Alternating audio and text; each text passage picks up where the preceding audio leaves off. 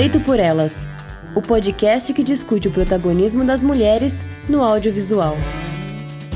Oi, gente, eu sou Isabel Wittmann. Oi, eu sou Yasmine Evaristo. E antes do programa, nós queremos agradecer às nossas madrinhas Carolina Roncone, Letícia Santinon, Lorena Luz, Isadora Oliveira Prata, Elga Dornelles, Larissa Lisboa e nossos madrinhos Thiago Maia e Pedro Dalbó. E você já sabe que para fazer esse podcast chegar até você, nós temos vários cursos de produção e recentemente fechamos uma parceria com o aplicativo Orelo, que tem uma plataforma de financiamento coletivo.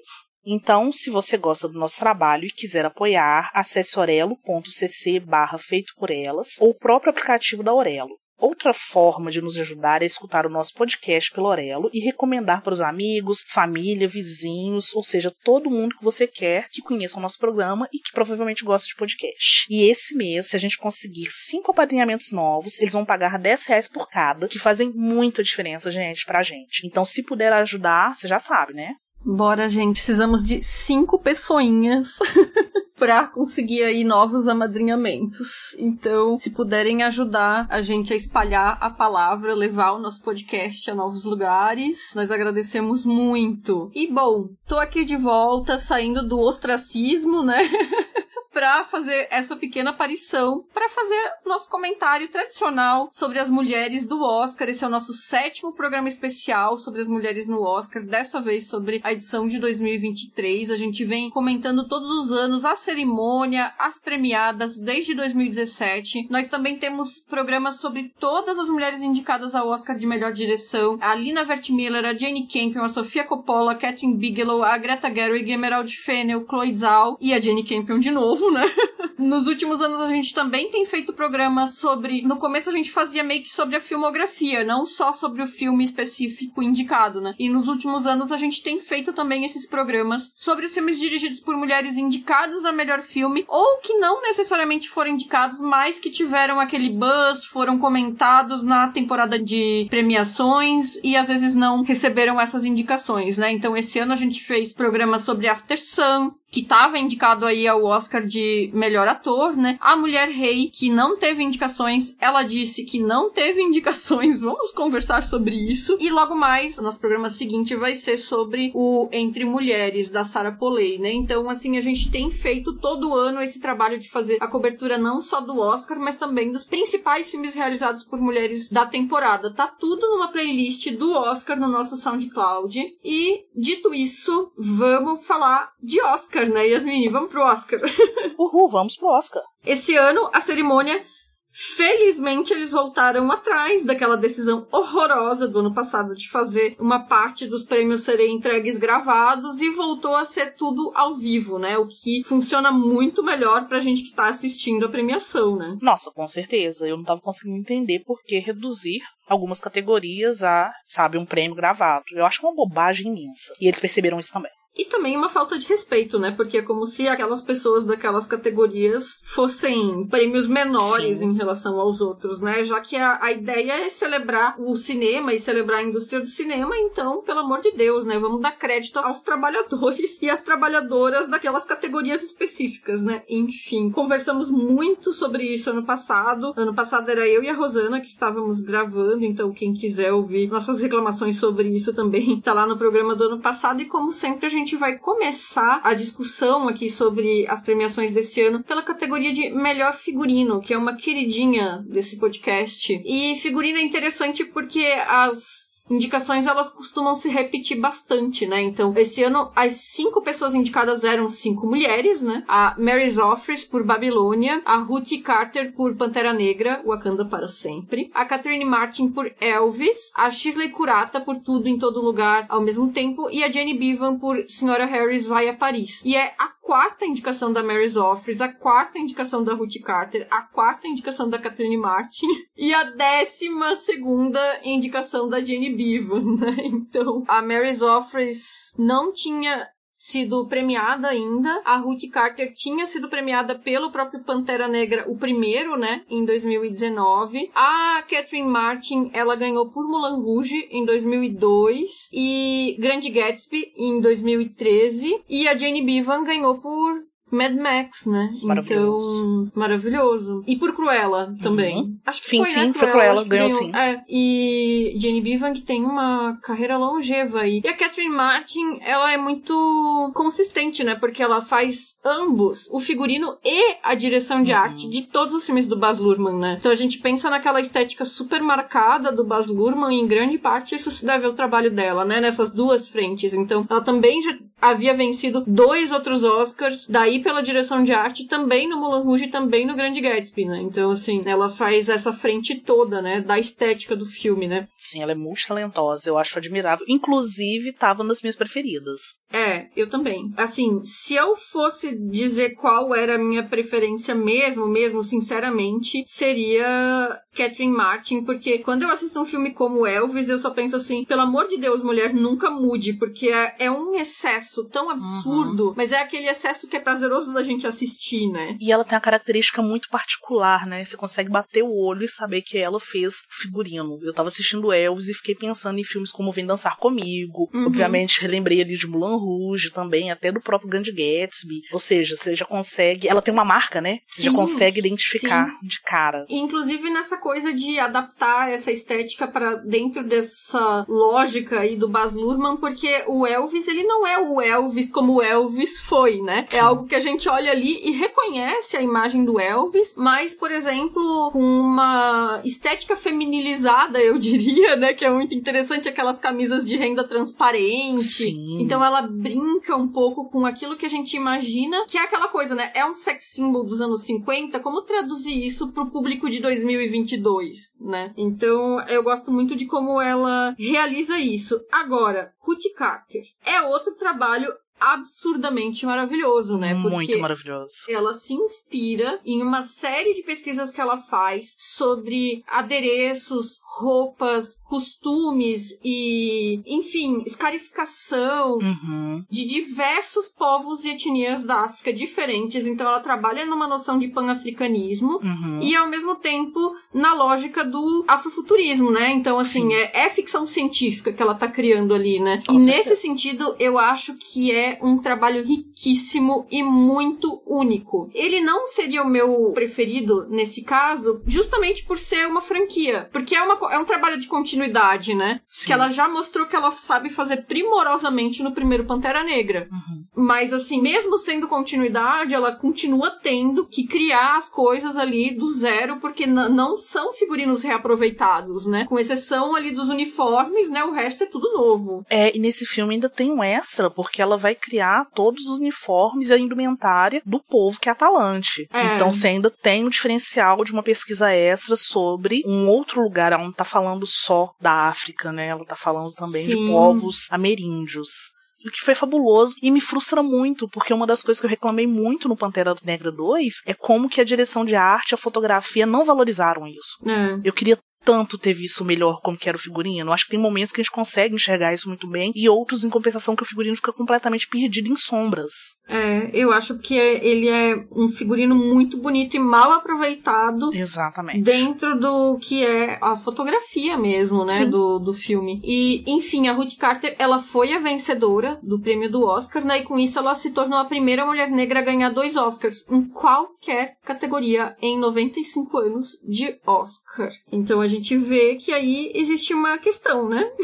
Sim, fortíssima. E também é a primeira vez que uma franquia ganhou 2 vezes o prêmio de melhor figurino, uma sequência ou qualquer coisa desse sentido, né? E eu gosto dessa vitória da Ruth Carter justamente porque premiou sci-fi, né? Porque quando a gente fala em figurino, principalmente no Oscar, é muito comum que o que tem mais destaque, porque é mais vistoso, porque as pessoas acham bonito, enfim, é o figurino de filme de época, né?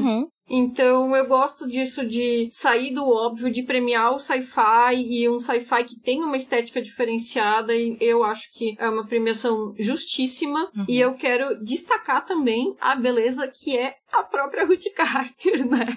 Porque ela tava usando um vestido amarelo, que é com um corte similar ao que ela usou em 2019, na outra premiação dela. Então a gente vê ali que com a experiência dela de figurinista, ela já sabe a proporção que fica bem, tava super bem cortada, ela usou uma cor linda e tava maravilhosa, apenas. E eu quero falar também do discurso dela, né? Ela vai e faz um discurso todo em homenagem à mãe dela. Inclusive, esse ano foi um ano que as mães, as esposas e as filhas foram todas muito comemoradas, né, pelos vencedores. Eu acho que mãe talvez tenha sido a palavra mais falada. Sim, as pessoas falando as idades das suas mães, né? Era um bingo de um leilão de quem dá mais, né? A minha mãe tem 90 e poucos anos, a minha mãe tem 100 e poucos anos. Ah, é muito bom. Foi muito bonito, muito massa mesmo. E aí a gente vai pras categorias de roteiro, né? Na categoria de roteiro original, nós não tivemos nenhuma mulher indicada, assim como no ano passado. Ou seja, roteiro original absolutamente ausente de mulheres. E esse ano, com o diferencial de que todos os filmes indicados eram roteirizados pelos diretores e que estavam indicados a melhor filme. Sim. Então, essa sobreposição eu imagino que deva ser rara. Eu não cheguei aí atrás pra ver se foi a primeira vez que isso aconteceu ou não, mas assim, de todos serem filmes roteirizados pelo próprio cineasta e de estarem indicados a melhor filme, me chamou muito a atenção. E aí os indicados eram o Martin McDonagh dos Banshees de Inisherin, que fizeram até uma piada se era possível ficar pronunciando isso no Oscar. Enfim, os Banshees de Inisherin. É isso, mais ou menos isso. O Daniel Kwan e o Daniel Scheinert por Tudo em Todo Lugar ao mesmo tempo. Steven Spielberg com o Tony Kushner por Os Fabelmans. O Todd Field por Tar e o Ruben Östlund por Triângulo da Tristeza. E quem venceu foi o Tudo em Todo Lugar, né? Tu tinhas alguma preferência entre esses candidatos? Não tinha, assim. Apesar de que o meu queridinho desse ano foi o Fabelmans. Eu tava muito apaixonada, gente. Eu sou muito, muito doida com o Spielberg. Spielbergzete. Não, é justificável. Eu acho que... Bom, é um cineasta que tá aí há 4 décadas e com uma carreira extremamente consistente e filmes que marcaram a vida de todo mundo que se interessa minimamente por cinema, né? Então... Sim. E aí, nesse momento em que ele tá justamente usando o cinema pra fazer essa reflexão sobre a vida pessoal, né, sobre a questão familiar da vida dele, ali, da infância dele, mas também sobre a própria aproximação dele com a mídia, né? Foi um filme muito pessoal, eu acho que foi um filme que eu gostei bastante, assim, eu saí muito emocionado do cinema, eu acho que eu chorei em várias partes do filme, assim, e fiquei falando dele por dias, etc. Nossa, eu gostei demais dos filmes. Correto. eu acho que, de certa forma, esse é um pecado que eu cometo, que é a gente ter o Spielberg como garantido. Como ele faz grandes filmes corriqueiramente, a gente acha que ele tá sempre ali pra fazer outros bons filmes e acaba... pronto, o Spielberg fez um filme maravilhoso, então tá bom, é o de sempre, assim, né? E acaba, às vezes, não dando tanto valor como, às vezes, algum outro cineasta que se destaca, porque justamente isso já é o esperado, que o Spielberg vai fazer um bom filme, né? Então eu fiz muito essa piadinha durante essa temporada de premiações, que não é nem o melhor filme de Spielberg desse ano, porque teve o Amor Sublime Amor ano passado, que eu gostei mais, né? Verdade.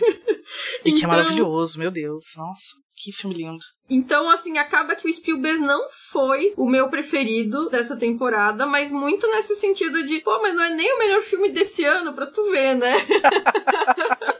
E roteiro original, eu acho que a minha torcida tava pro Martin McDonagh, porque Os Banshees de Inisherin. Eu acho que é um filme bem curioso, é um filme que eu gostei bastante, mas é um filme que funciona muito também nos diálogos e nas interações entre os personagens, né? Então, talvez ele seja mais minimalista do que outros dos candidatos aí, né? E... não sei, eu tive uma aproximação com esse filme que eu tava na torcida por ele, pra roteiro. Mas também é aquela coisa, assim, eu não achei nada ruim também que Tudo em Todo Lugar tivesse ganhado o prêmio. Então, pra mim tá bom também.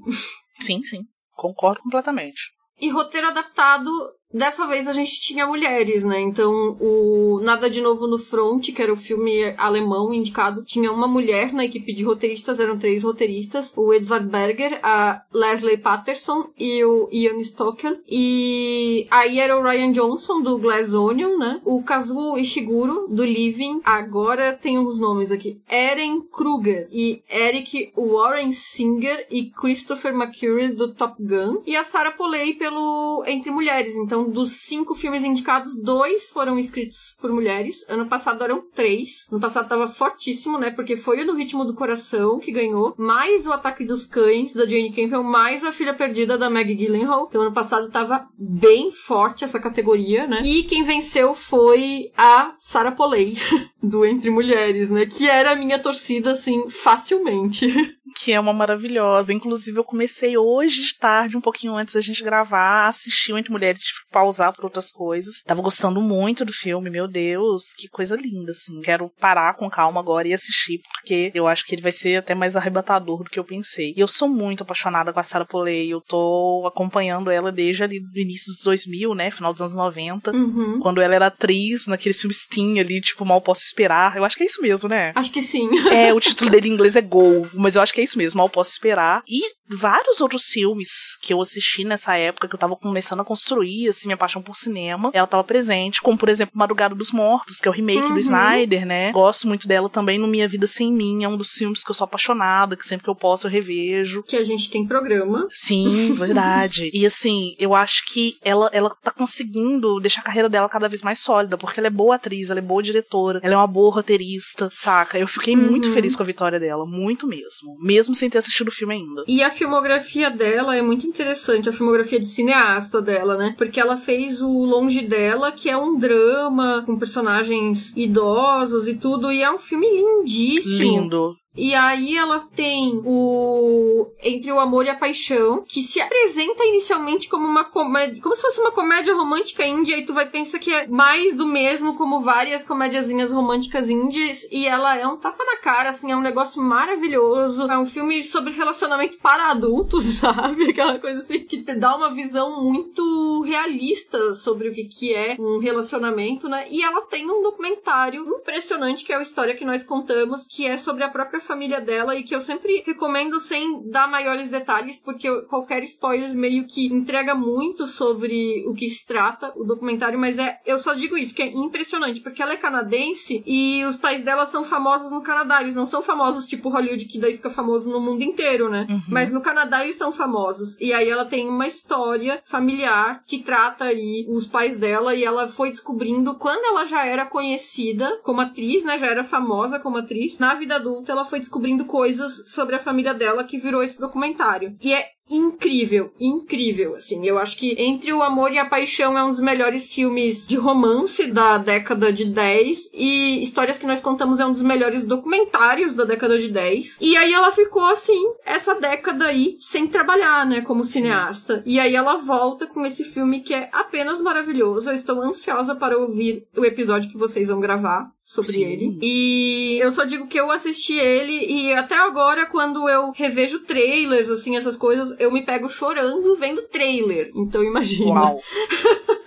Pois é, entre os meus amigos que assistiram, todas gostaram muito, e todo mundo tem a mesma opinião, assim, de que é um filme arrebatador, que ele é lindo, que é justamente isso que você falou, é de lembrar e de chorar, porque você tem passagens, sim, fantásticas. E assim, não desmerecer, porque eu tenho essa coisa meio que, assim, se o filme me faz chorar, já começa ali na 4 estrelas, né, porque eu sou meio assim, cinema é feito pra afetar, né, cinema é feito pra gerar reações, então quando um filme ele desperta reações fortes em mim, já é uma tendência a eu gostar mais dele. Mas não é só porque ele me fez chorar, assim, ele é um filme muito interessante na narrativa, ele é um filme denso, ele é um filme complexo que apresenta questões difíceis, tanto para as protagonistas quanto pra gente que tá assistindo, né, então eu acho que eu tô louca pra ver o que vocês vão falar sobre ele. Ótimo isso. E ela também fez um discurso muito bonito, né? E eu achei ela muito engraçada, porque, enfim, ela parece ser aquelas pessoas bem fofinhas, né? E aí ela falou assim, obrigada, academia, por não ter ficado ofendida com as palavras mulheres e falando, né? Porque o título original é Women Talking, tão próximas uma da outra.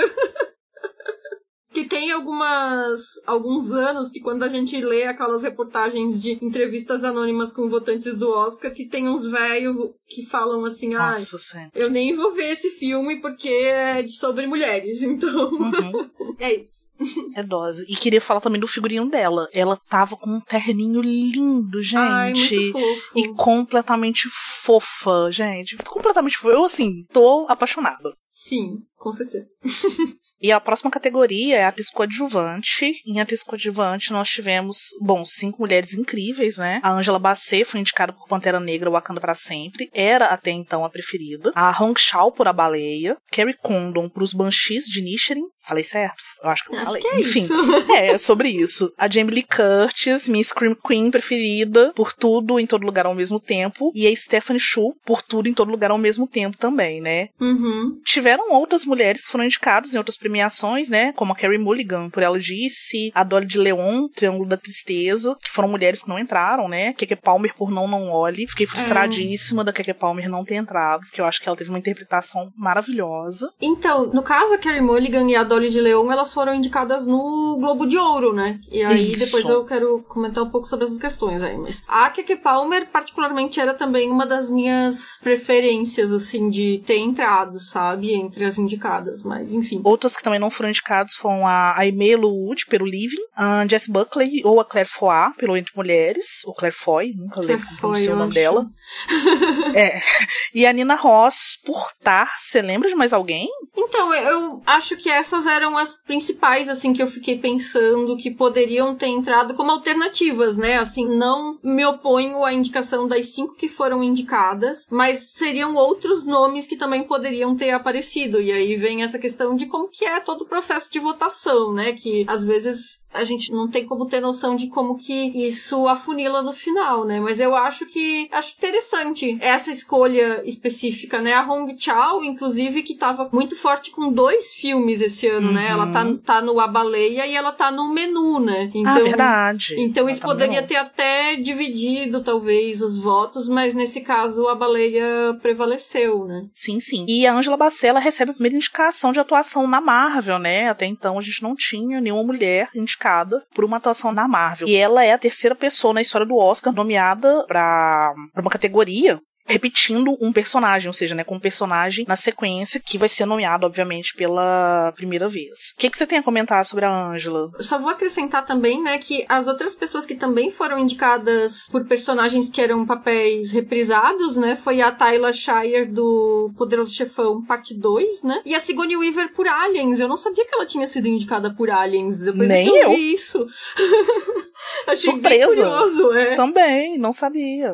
Então, eu achei curiosa também essa indicação da Angela Bassett, porque ela é aquela grande dama da atuação, uma dessas grandes atrizes que tem uma carreira longeva e papéis de destaque e tudo, e ela é ótima, né, no papel, mas o que me chama atenção é que ela não teve muito espaço pra... Claro, é papel de coadjuvante, mas ela, pra mim, ela não teve muito espaço dentro do Pantera Negra, porque foi aquele momento ali de luto, e depois ela é retirada, não vou dar spoilers, né, mas enfim, ela é retirada da trama, né. Então eu acho que ela não teve muito tempo pra desenvolver. E uma coisa que costuma acontecer no Oscar, em anos anteriores a gente já tinha mencionado, é que essa categoria de atriz coadjuvante, ela costuma ser recheada de mulheres que interpretam mães de protagonistas. E aí a Angela Bassett, ela se encaixa nesse histórico de mulheres interpretando mães de protagonistas. Que não é um problema, porque protagonistas têm mães, todo mundo tem mãe, né? Aquela coisa, né? Não é? Mas é aquela coisa, né? O tipo de papel de coadjuvante que costuma se dar mais pras mulheres, né? Que às vezes ou é namorada, interesse amoroso ou mãe.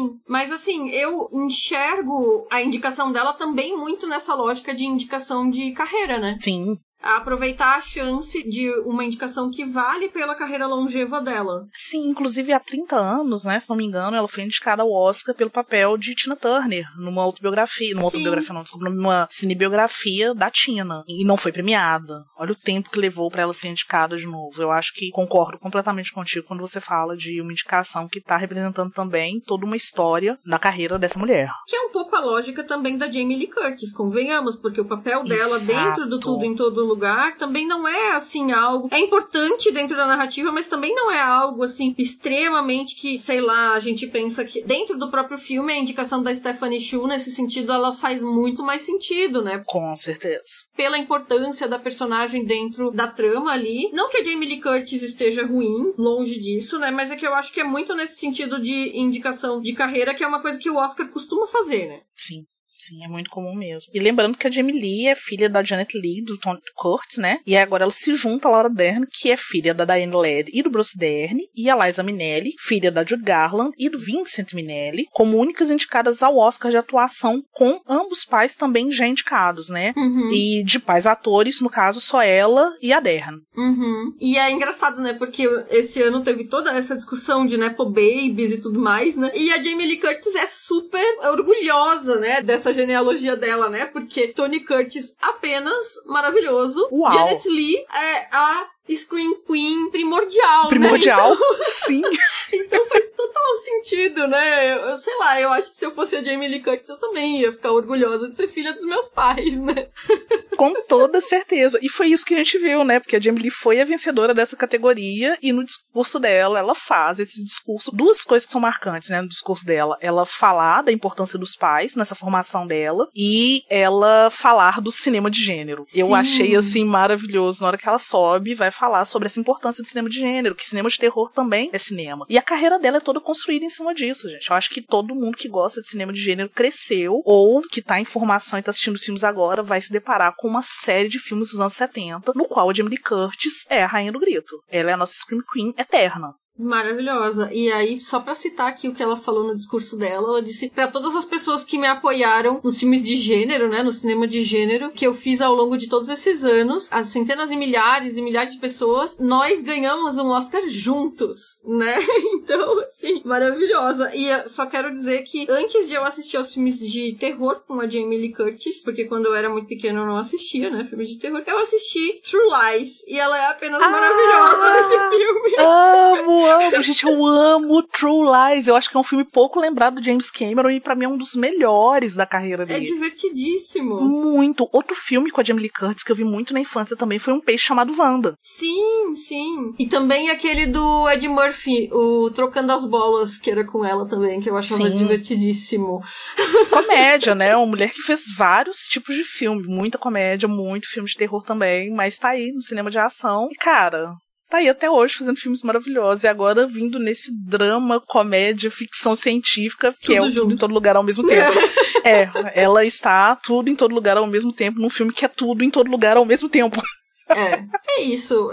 Aí é difícil de a gente questionar, mesmo que não fosse. Qual seria a tua preferida entre essas indicadas? Seria Stephanie Shu, pelo Tudo em Todo Lugar. Eu achei inicialmente eu achei que ia ser a Ângela, porque tudo que a gente viu de premiação, né, pré-Oscar, ela que tava ali no auge, sendo premiada, sendo super falada e tal, até ali os 45 de segundo tempo, eu acreditei que ela venceria. Mas eu fiquei super feliz com a vitória da Jamie Lee Curtis, assim, foi, perfeito. É isso que eu ia dizer, porque assim, eu realmente acho que as 5 indicações são bem justas, né? Eu não me oporia a nenhuma delas ganhar. Eu acho que eu tenho uma leve preferência pela Carrie Condon, mas não dá pra ficar chateado que a Jamie Lee Curtis ganhou, né? Sim. E cai de novo naquilo que a gente falou, né? Mais uma pessoa sendo premiada justamente por toda uma obra que antecede esse filme. Que é muito comum do Oscar, por mais que a gente às vezes torça o nariz, fique, mas eles tinham que votar no momento e tal. Infelizmente é isso, é uma forma deles repararem esses, entre aspas, erros do passado. E às vezes isso serve pra cometer novos erros, do tipo, tem alguém que era muito inquestionavelmente a vencedora e aí ela deixa de ganhar nesse ano porque foi feita a homenagem de carreira, entre aspas,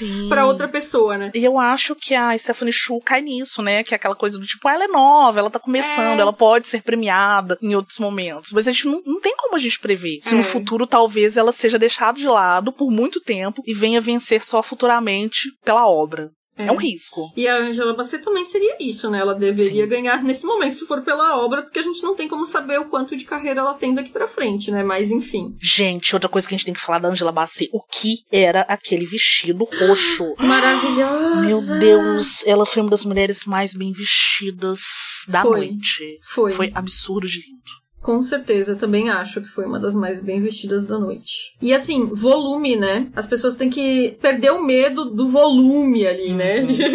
Faz toda a diferença. Foi uma coisa que foi esbanjada nesse ano. Volume, essas mangas bufantes e flores aleatórias. Flores aleatórias eu tenho minhas ressalvas. Mas assim, eu tenho muitas. Mas esses vestidos que chegam, assim, impactando com coisas bufantes e ocupando espaço, eu acho que o Oscar é um lugar pra isso, sabe? Porque Sim. é um lugar que é para as pessoas pararem e olharem quem é essa mulher quando não sabem quem é, né? Então eu acho que é o tipo de coisa que tem que aproveitar, porque tu não vai usar isso pra ir no supermercado, né? Então... Pois é. Nada te impede, mas assim, não é muito comum. E vamos falar de melhor atriz agora, emendando, né, com as coadjuvantes, falar das principais, né? Esse ano as indicadas eram a Cate Blanchett pelo Tar, a Ana de Armas pelo Blonde, a Andrea Riseborough por para Leslie, né? A Michelle Williams por Os Fabelmans e a Michelle Yeoh por Tudo em Todo Lugar ao Mesmo Tempo. A Andrea Riseborough teve aquela questão da campanha dela que deu treta, que chegou a ter reunião do Oscar. Foi bem polêmico, né? Chegaram a ter reunião no Oscar pra decidir se mantinham a indicação dela ou não, se aquilo era válido ou não. Convenhamos que toda a campanha do Oscar é feita realmente no networking, né? Assim, só que algumas com muito dinheiro e algumas com menos. Seria um pouco incoerente eles punirem quem faz isso de um jeito com menos recursos do que os que fazem do jeito mais elaborado, vamos dizer assim, né? Mas não vamos entrar aqui no mérito. Eu confesso que eu nem assisti o filme dela. Nem eu, ainda não vi. Então, eu queria te perguntar, entre essas, qual que seria a tua preferida? Torcendo muito pela Michelle Yeoh.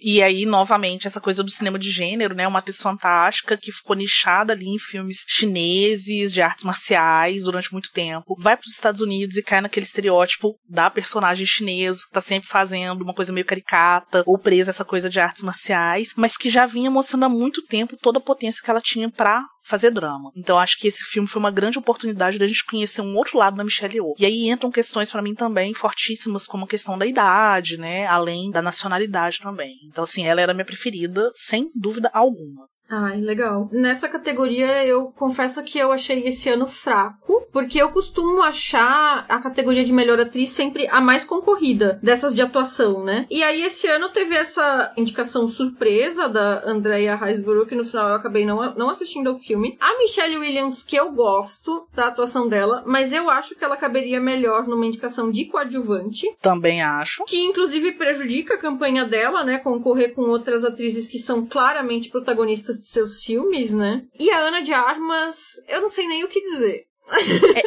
Eu não assisti Blonde, né? Eu vi tantas coisas negativas que eu deixei sendo sabe? Assim, me influenciei mesmo e falei, não, vou deixar pra depois e tal. E eu gosto muito da Ana de Armas. Eu acho ela linda. Eu acho que ela trabalha muito bem com a câmera, sabe? Nossa, ela é muito bonita. Ela tem uma presença muito marcante. Mas a Ana vai ter que me perdoar e dessa vez eu vou ter que esperar um pouquinho mais. Então. E eu não acho que ela tá mal em Blonde. Eu acho que ela, inclusive, foge daquela coisa de virar uma caricatura, porque a gente, quando pega Marilyn Monroe, que é uma figura tão icônica, é fácil de virar aquela imitação barata, né? E eu acho que ela foge de virar essa caricatura. A questão é que eu creio que o problema do filme seja roteiro e direção. E aí ela... É difícil de ela conseguir dar uma tridimensionalidade pra uma personagem de onde a pessoa que tá concebendo o filme, que é o diretor, que em entrevistas ele fala isso, que ele só busca a tragédia da Marilyn Monroe, né? Então, assim, é um filme que é um filme fraco. E aí, a indicação de uma atriz que tá até bem, mas num papel que é num filme fraco, ele complica a própria lógica, a campanha, né?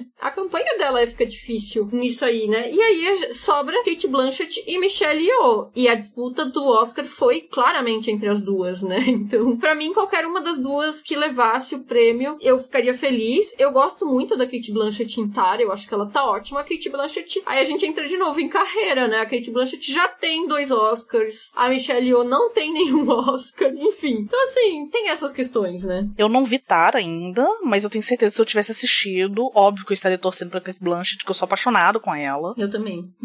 Mas eu fiquei bem satisfeita, assim, com essas indicações, e eu acho que nesse momento a Michelle Yeoh teve o momento dela e precisava ser indicada mesmo. E aí a gente tem que pensar em outras mulheres que não foram indicadas, né? Porque tinha uma que eu achava que ia ser muito, muito indicada, que era a Viola Davis. Sim, e que foi indicada no Globo de Ouro, né? Exatamente. Então, assim, o Globo de Ouro tem essa vantagem, digamos assim, que são 2 categorias de atuação, né? Então tem drama e tem comédia e musical, né? Então entrou ainda a Olivia Colman no drama, a Viola Davis no drama e a Margot Robbie em comédia por Babilônia, né? E a Anya Taylor-Joy por O Menu, a Emma Thompson por Boa Sorte, Léo Grande, a Leslie Manville por Mrs. Harris Vai a Paris, né? Essas todas em comédia, né? Eu ainda pensaria, talvez, na Rooney Mara, do Entre Mulheres. Tem a Zoe Kazan, né? Do Ela Disse. E a Danielle Deadwyler, do Tio, que por muito tempo foi considerada uma das escolhas que talvez fossem mais, assim, cravadas entre as indicadas e acabou não entrando, né? Então eu acho, assim, que considerando que a Cate Blanchett e a Michelle Yeoh dominaram essa categoria e as outras 3 facilmente poderiam ser trocadas, eu acho que, não sei, assim, não necessariamente todas essas que a gente falou aqui, mas eu acho que essa é uma categoria que eu acho que poderia dar uma mexida, assim, nas indicações. Sim, eu concordo. Tem mais alguma que tu indicaria ou que tu lembraria da atuação esse ano pra entrar nesse grupo de melhor atriz? Não, você já citou, porque a outra que eu tinha pensado também era a Anya Taylor-Joy, pelo Menu. Eu achei que ela talvez fosse indicada, assim. Foi uma surpresa não ver ela ali. Mas enfim. E o pessoal também tava muito falando da Mia Goth pelo Pearl, assim, né? Mas eu sinceramente acho que é um pouco viagem, pensando no Oscar, assim. É cinema de gênero e algo tão específico quanto Pearl e o X, eu não acreditei que entrasse, não. Acho que ela tá muito boa, ela é extremamente potente, mas não por esse filme. Justamente pensando nisso, na estrutura do Oscar, a gente sabe que não nomeia, né? A gente já passou por isso antes, a gente viu a Toni Collette pelo Hereditário não ser indicada, a Lupita Nyong'o pelo Nós, então em momento algum eu cogitei. Nossa, a Lupita que eu acho que foi a maior injustiça, assim. Isso foi pesado. Foi pesado. E a Ana de Armas, a curiosidade é que ela é só a 5ª mulher latino-americana indicada na categoria de melhor atriz, especificamente, não contando as coadjuvantes, né? E a primeira foi a Fernanda Montenegro, em 98, Central do Brasil, né? Aí teve a Salma Hayek por Frida, em 2002, a Catalina Sandino Moreno por Maria Cheia de Graça, em 2004, e a Litsa Aparicio por Roma, em 2018. Então a gente vê, foi tudo ali do final do século, né?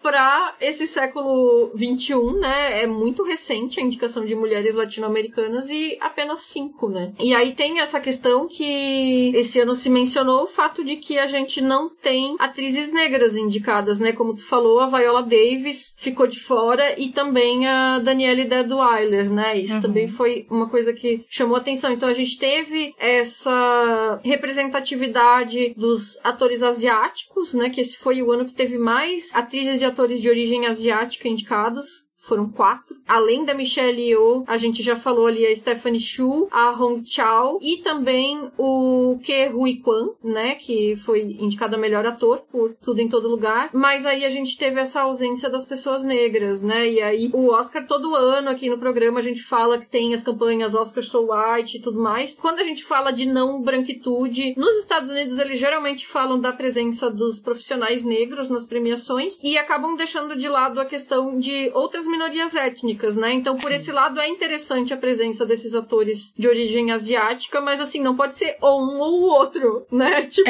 eu cheguei a comentar que parece que cada ano o Oscar tem uma cota, né? Um ano tem cota de representação negra, no outro asiática, no outro latino-americana. Eles ainda não entenderam que dá pra acontecer tudo. Em todo lugar ao mesmo tempo. É bem isso. E aí, eu ainda fiquei pensando nisso sobre indígenas, que aí é pagamento completo, né? Porque a gente pensa ali... A Litsa Aparicio foi indicada por Roma. Eu não sei, sinceramente, eu não pesquisei, mas eu não sei se já teve alguma outra atriz indígena indicada ao Oscar. Eu tenho 98% de certeza que não, porque eu lembro que isso foi uma coisa muito debatida quando ela foi indicada.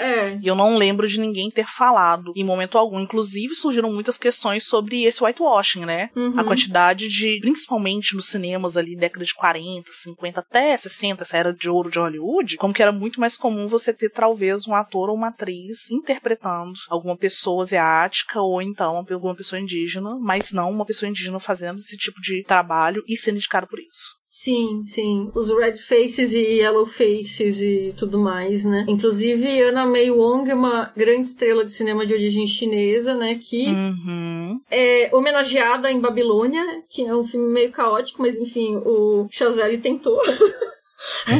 E que é isso, né? Ela perdia papéis de personagens chinesas pra mulheres brancas, né? Nossa, é difícil. É isso. Então, assim, acho que é isso que tu falou, assim, o Oscar tem que perceber que dá pra colocar todo mundo, assim. E esse ano tem essa curiosidade também que o Austin Butler, que estava interpretando Elvis, e a Ana de Armas, que era a Marilyn Monroe, foram os únicos indicados que estavam interpretando pessoas reais, pessoas que existiram, né? Só 2, então esse é o menor número de performances biográficas nos últimos 20 anos indicados. Pois é, Hollywood adora uma biografia, né? Curte muito. Todo ano você tem várias indicações biográficas. Tanto que já é aquele bait, né? Quando a gente sabe que vai sair algum filme biográfico assim, a gente já pensa, filme pro Oscar esse aí. Sim. E dessas categorias de atuação, né, das 20 pessoas indicadas aí, incluindo os homens, né, 16 foram primeiras indicações, né? Isso eu achei legal, que deu uma mexida, né? Então, a própria Michelle Yeoh, né? A premiada melhor atriz, o Ke Huy Quan, a Stephanie Shu, a Jamie Lee Curtis, 4 por Tudo em Todo Lugar, né? Aí o Colin Farrell, o Brendan Gleeson, a Carrie Condon e o Barry Keoghan, 4 por Banshees. Aí o Brendan Fraser e a Hong Chau por A Baleia, o Austin Butler no Elvis, Ana de Armas no Blonde, Paul Mescal After Sun, a Andrea Riseborough do Para Leslie, o Bill Nye por Living e o Brian Tyree Henry do Causeway. E aí eu vi uma curiosidade que diz que a última vez que teve 16 pessoas indicadas pela primeira vez foi em 1936. Caramba, quando criaram gente. a categoria de coadjuvante, daí todo mundo era indicado pela primeira vez. Deus, gente.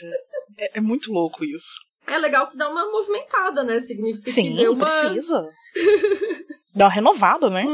Achei legal. Bem massa. E a Michelle Yeoh, que venceu melhor atriz, ela é, como a gente mencionou, de origem asiática, né? Ela é nascida na Malásia, mas de família de origem chinesa, cantonesa. Ela aprendeu a falar chinês. Eu tava vendo que ela aprendeu a falar o cantonês e o mandarim depois, ao longo da carreira dela, por ter sido criada na Malásia, né? E foi a primeira vez que uma atriz de origem asiática venceu o prêmio de melhor atriz, e só a segunda vez que uma mulher não branca venceu essa categoria, né? A última vez tinha sido a Halle Berry no A Última Ceia, em 2002, há 21 anos.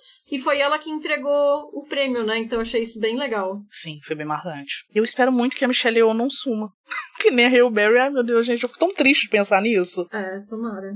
Cara, Berry ganha o prêmio e simplesmente flopou. É uma indústria muito cruel. A gente fala que esses aspectos da misoginia e do racismo, mas isso fica mais patente quando a gente pensa no quanto isso afeta o trabalho dessas pessoas, né? E aí eu vi alguém comentando no Twitter que é possível que as pessoas que foram premiadas ontem nunca mais vão ser, talvez, nem indicadas a um Oscar. E do jeito que a Hollywood talvez isso aconteça. Sim. Porque foi o Brendan Fraser, que estava sumido há algum tempo pelo A Baleia, né? O Ke Huy Quan, como ator coadjuvante pelo Tudo em Todo Lugar, a Jamie Lee e a Michelle, né? Então, assim, não são atores e atrizes que têm uma carreira que teve esse perfil de várias indicações, de estarem ali em vários filmes de sucesso, né? E por essas questões que a gente tá falando, né? O Ke Huy Quan falou sobre isso, né? Ele era aquela criança prodígio que participou de vários filmes ali, do Indiana Jones, do Goonies e não sei o que lá, e conforme ele foi crescendo, ele viu que não tinha espaço para jovens asiáticos protagonizarem filmes, né? O Brendan Fraser foi outra questão, né? Ele sofreu assédio sexual e entrou numa depressão profunda e se afastou da indústria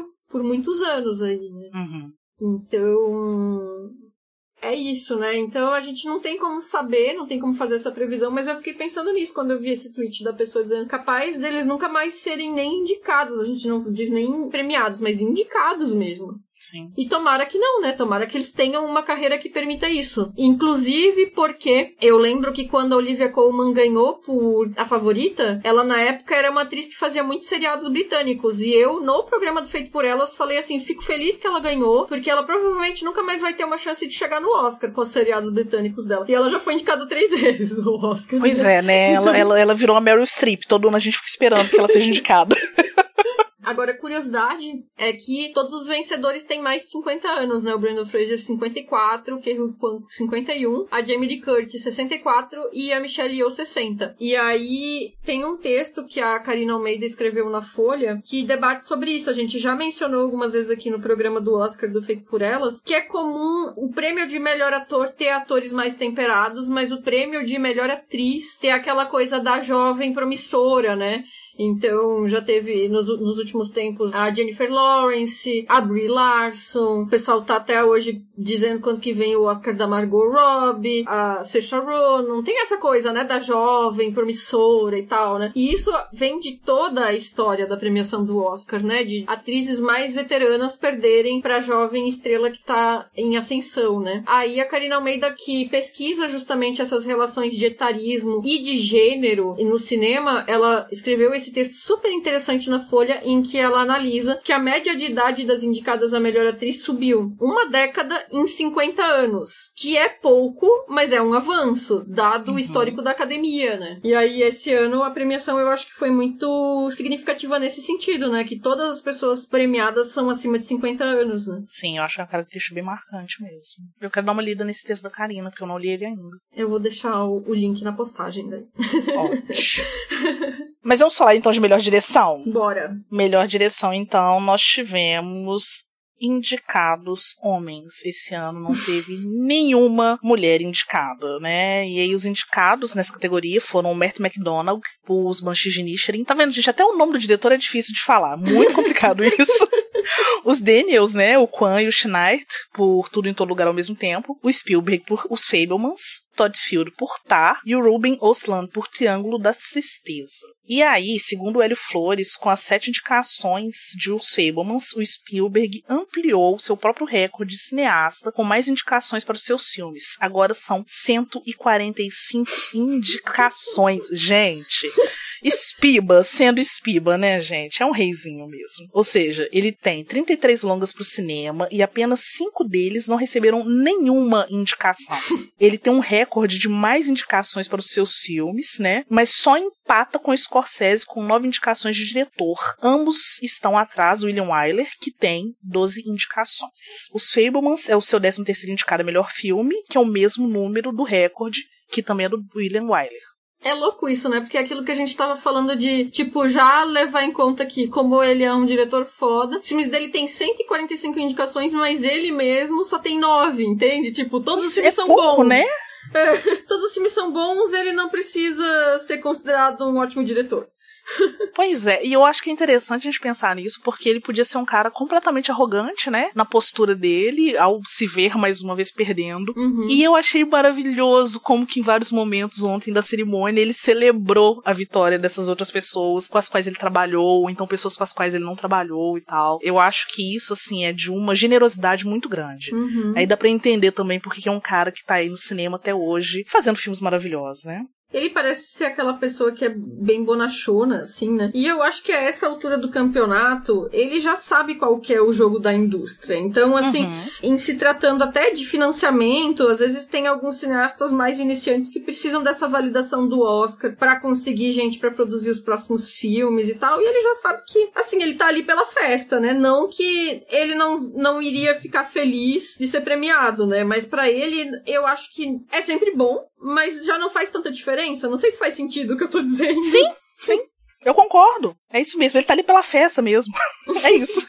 Ele tá ali. Ele entendeu que é celebrar os momentos de outras pessoas. Eu acho que isso ficou muito claro na postura dele ontem. E aí, pensando também nesses 100% de aproveitamento do Oscar, a gente não pode deixar de citar o Todd Field. Só que, no caso deles, são apenas 3 longas, que são Entre Quatro Paredes com 5 indicações, Pecados Íntimos com 3, e agora o Tar, que nesse ano teve 6 indicações. Esses filmes anteriores não venceram em nenhuma categoria, e esses 3 filmes também foram indicados a melhor atriz e roteiro.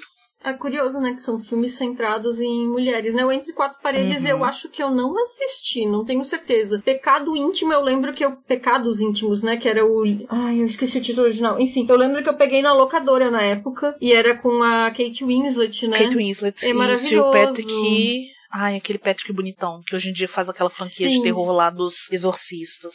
Patrick Wilson. Isso.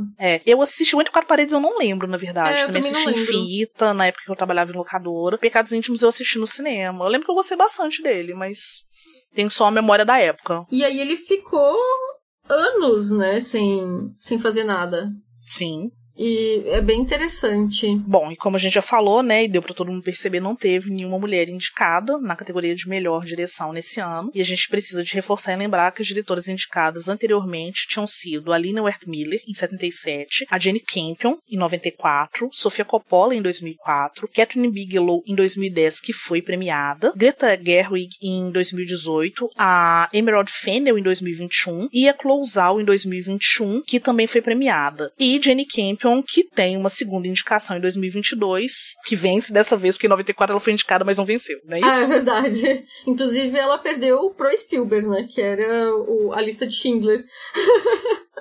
Verdade, ela foi indicada pelo Piano e perdeu pro Lista de Schindler. E entre esses aqui, qual que seria a tua preferência? Então, é aquela coisa, né? A pessoa que ama o Spielberg, mesmo sabendo que ele ia ganhar, torceu por ele. Mas não, mentira. Eu acho que aí, pra mim, eram os Daniels mesmos. Por toda a projeção que o filme teve, não tinha dúvida pra mim de que eles seriam premiados. Então, eu já tava nessa torcida só pra engrossar o coro mesmo.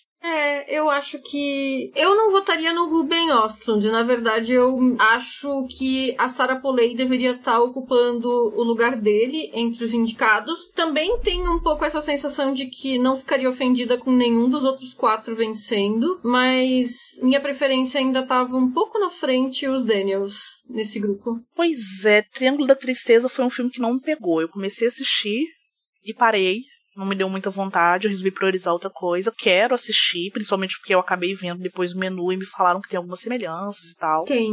Então eu tô curiosa, mas inicialmente não me pegou mesmo. Mas o menu eu acho que ele é conceitualmente mais amarrado, sabe? Ele é mais bem trabalhado nos temas, assim. A ideia, a premissa é muito próxima. Eu gosto do começo do Triângulo da Tristeza. Muita gente realmente não gosta de nada do filme, né? Eu acho que começa bem. Eu me diverti no começo, eu dei umas risadas. Eu acho que o Ruben Östlund tem esse humor meio bizarro e exagerado, né? Eu gosto dos filmes anteriores dele, do Força Maior e do The Square lá. Então, assim, não tenho essa ojeriza pela filmografia dele, como muita gente tem. Mas também acho que o filme ele vai perdendo fôlego do meio pro final, sabe? Eu acho que ele não funciona completamente. E aí eu acho que o menu ele é mais bem realizado.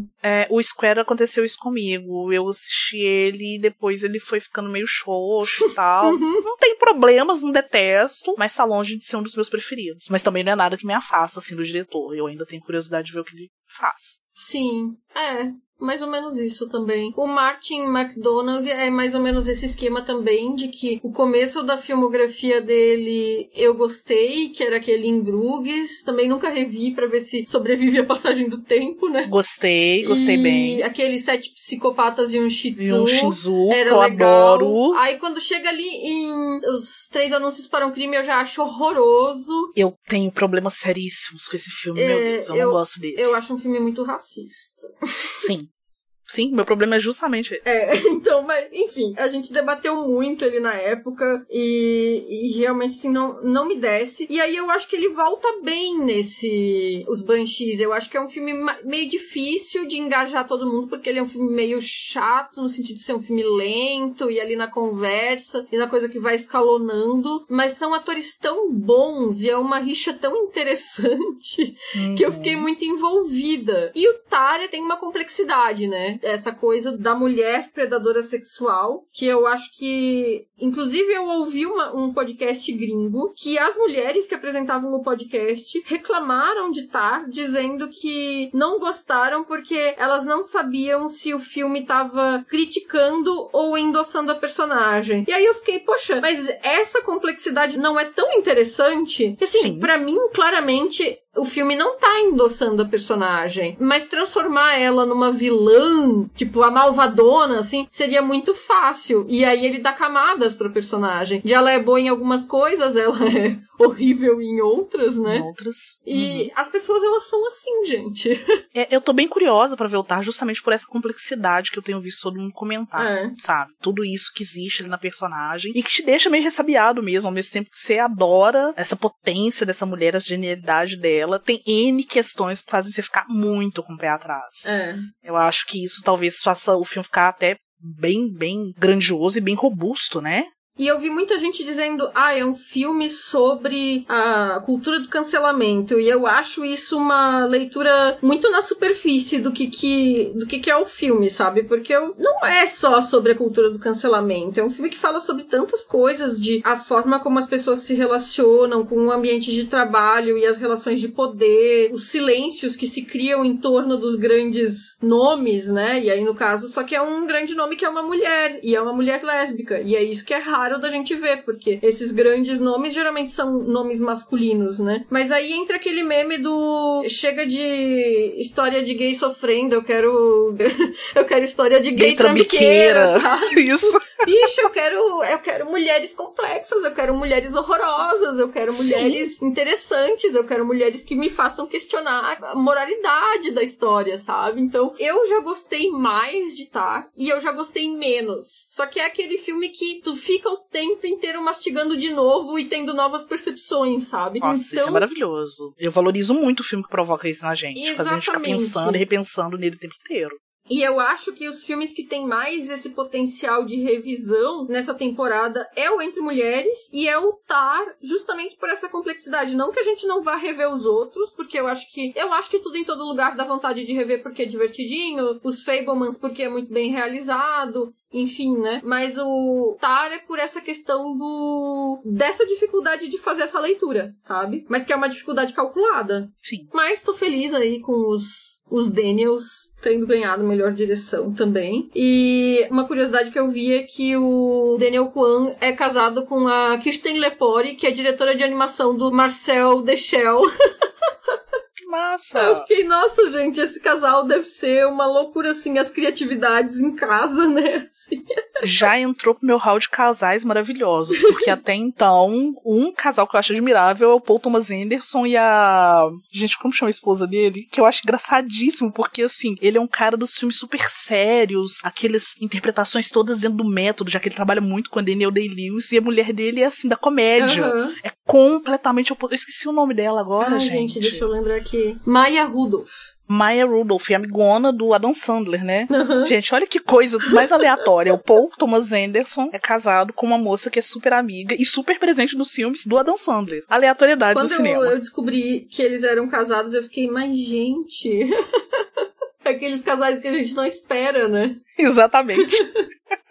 E, bom, chegamos ao prêmio principal, que seria o melhor filme. Como todos os anos a gente fala, né, o melhor filme, as indicações vão pra quem produz, não pra quem dirige, né? Então, assim, o único filme dirigido por mulher indicado é o Entre Mulheres, né, da Sarah Polley, mas são 4 filmes produzidos por mulheres entre os indicados. Então, 4 equipes com mulheres entre as indicações, né? Os indicados eram o Nada de Novo no Front, que era o filme alemão, o Avatar, do James Cameron, os Banshees, o Elvis, que é produzido pela Catherine Martin, que a gente falou ali, né, do figurino e direção de arte, entre outras pessoas, né, mas assim, a única mulher entre os produtores é a Catherine Martin. O Tudo em Todo Lugar ao Mesmo Tempo, os Fablemans, que tem a Kirsty McCusker-Krieger, que produz aí os filmes do Spielberg, enfim. O Tar, que tem a Alexandra Milkan, eu não sei se fala assim, e o próprio Entre Mulheres, que tem a Dede Gardner e também a Frances McDormand, que era produtora, né? Ela aparece num papel pequeno no Entre Mulheres, mas ela também produz o filme, né? Então,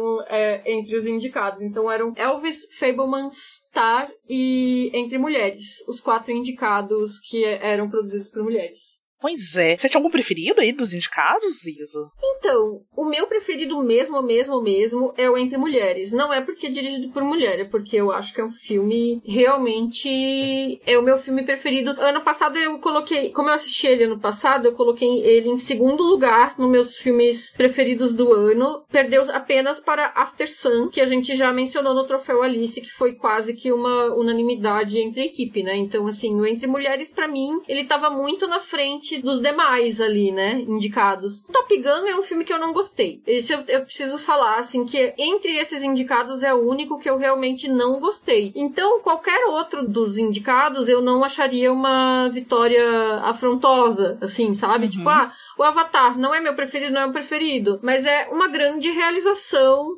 técnica, artística, enfim, tecnológica e tudo. É um filme impressionante. Elvis, eu gosto. Banshees, eu gosto. Fablemans, eu gosto. Tar, eu gosto. Então, assim, nada de novo no front.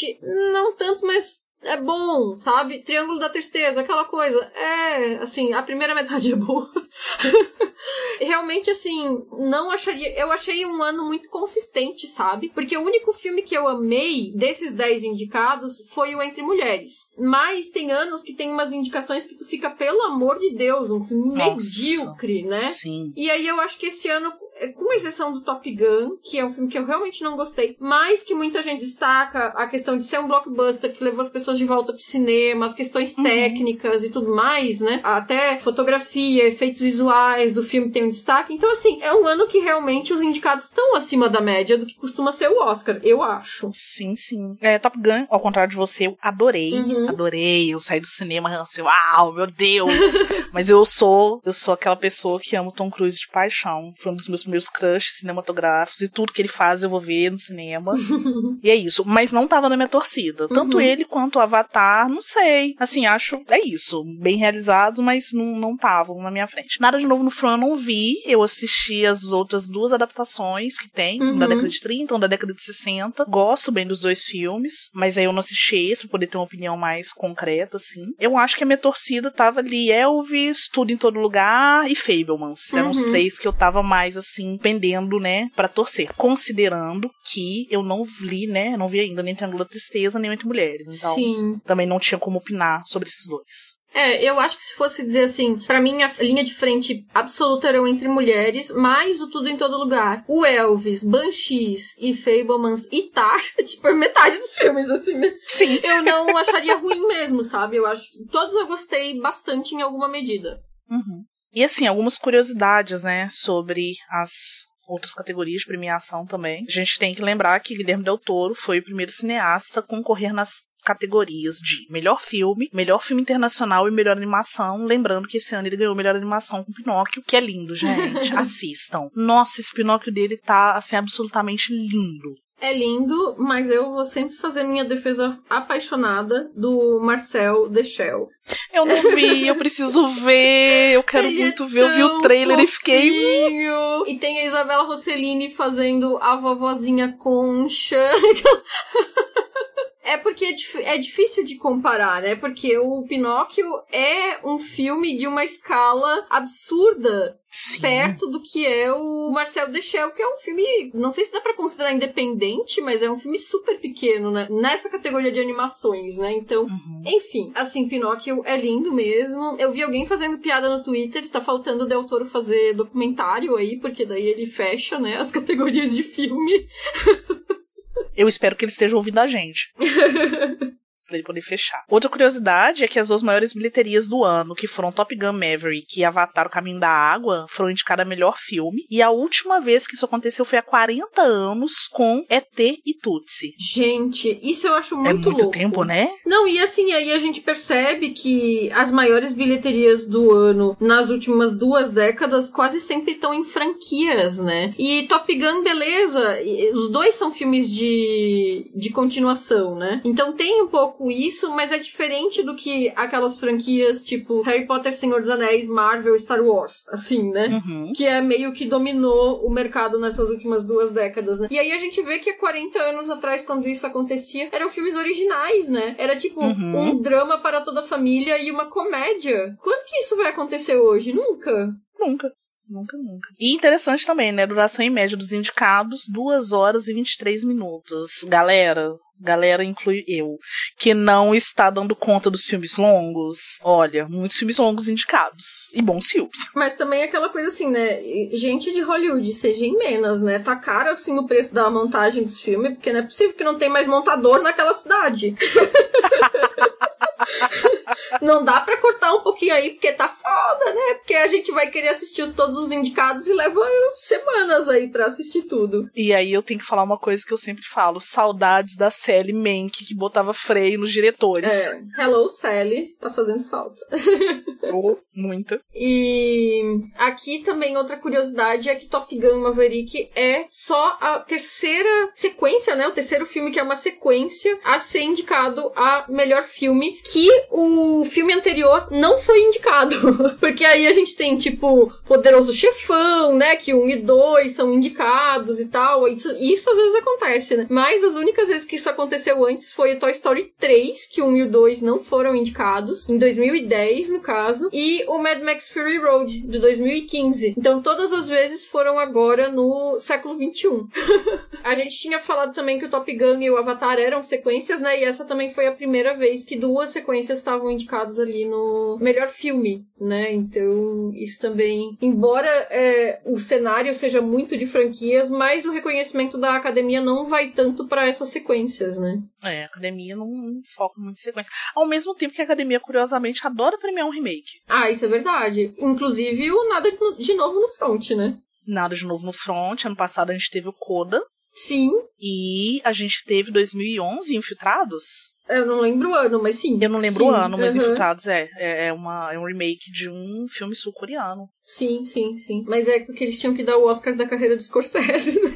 Nossa, pelo amor de Deus, gente. Se alguém não desse o Oscar pro Scorsese, eu ia montar acampamento na frente da academia. Respeita meu velhinho. Como assim? Uai, vovô Scorsese vem ser premiado? Absurdo. Esse também foi a gente tinha mencionado essa questão do Oscar So White, né? Esse foi o 4º ano consecutivo com pessoas de origem asiática indicados em produção e direção. Então foi em Parasita, em 2019, o Minari e o Nomadland, em 2020, o Drive My Car, em 2021, e agora o Tudo em Todo Lugar ao mesmo tempo, né, de 2022. Então é o 4º ano seguido que tem as 2 pessoas, né, produção e direção com pessoas asiáticas indicadas. Sim, e complementando as curiosidades, nessa temporada nós tivemos 6 filmes dirigidos por mulheres, né, na temporada, ainda que alguns não tenham recebido nenhuma indicação. Foram eles, o Entre Mulheres, indicado a filme e roteiro, o After Sun, indicado em ator, A Mulher Rei, Ela Disse, Till, Causeway, e aí a gente pode considerar como 7 filmes se a gente contar também com Corsage, que é um filme alemão. Então, isso aqui, na verdade, eu fiquei pensando sobre aqueles filmes que tiveram mais conversa de indicação, né? Esse filme pode chegar, e aí a gente nunca sabe como que vai chegar exatamente, né? Quando saem as indicações, né? Mas só porque eu fiquei pensando que todo ano tem isso, né? Cadê os filmes dirigidos por mulheres entre os indicados, né? E aí esse ano a gente só teve o Entre Mulheres. E aí eu queria comentar um pouco sobre essa questão, porque a minha perspectiva esse ano mudou um pouco porque eu fui votante do Globo de Ouro, então quem acompanhou as minhas redes sociais ou a newsletter do Feito por Elas já tava sabendo dessa novidade aí, né? Mas quem acompanha só o podcast talvez não estivesse sabendo, né? Então o Globo de Ouro esse ano ele abriu uma seleção para incluir membros, eles chamaram de membros internacionais, que eram porque o Globo de Ouro é votado pelos jornalistas estrangeiros, ou seja, as pessoas que não são estadunidenses, mas que cobrem Hollywood, que cobrem lá de Los Angeles. E aí, esse ano, eles abriram uma seleção pra entrar mais 103 pessoas, no ano passado, no caso, né, em 2022, mais 103 pessoas de qualquer lugar do mundo. E aí, eu me inscrevi e eu fui uma das pessoas selecionadas, junto com, entre outros, a Kel Gomes, que também já fez parte da equipe do Feito por Elas, né? Então, foi bem legal a gente poder compartilhar essa experiência. E uma coisa que a gente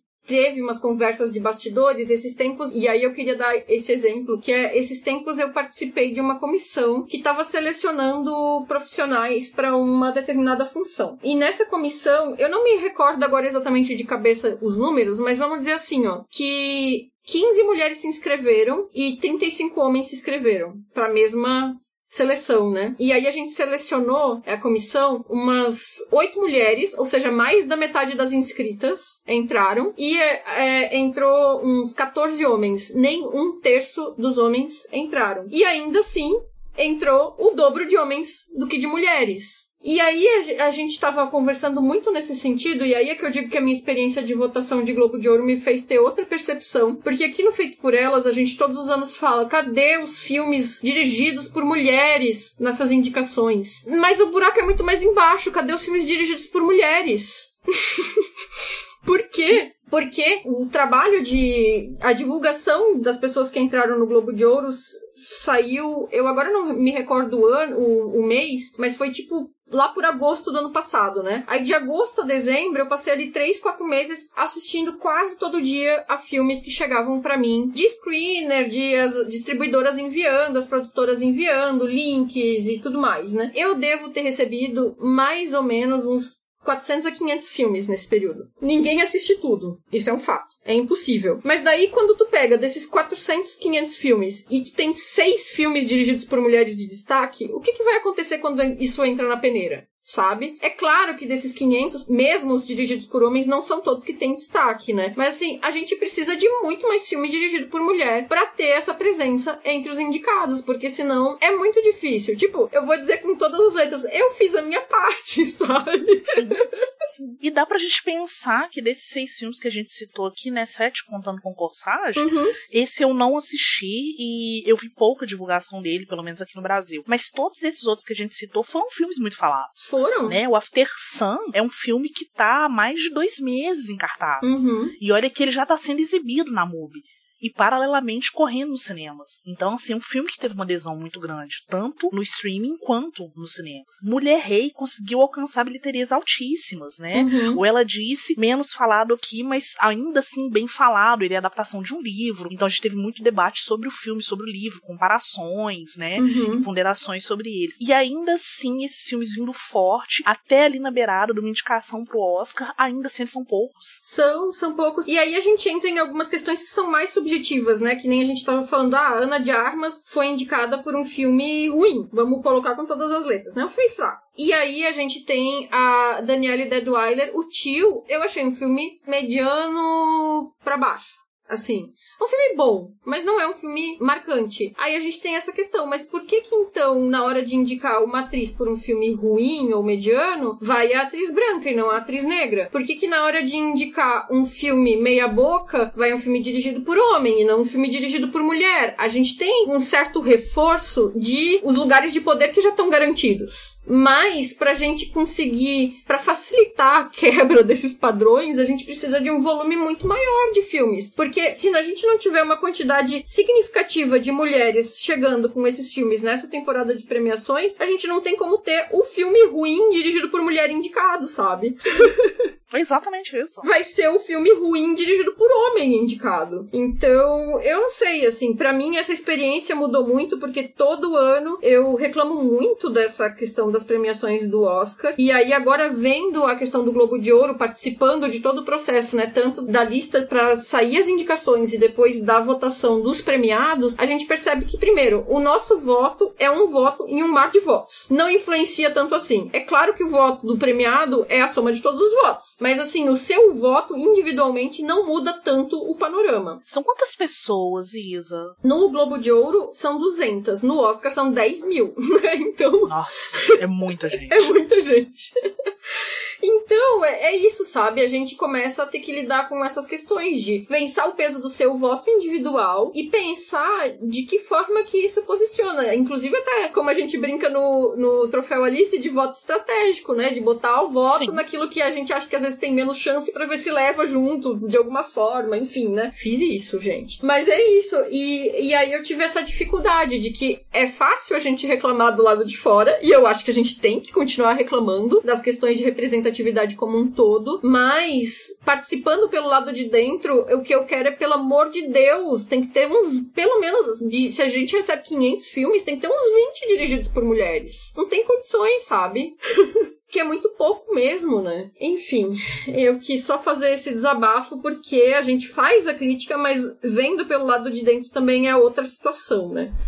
São muitas essas questões.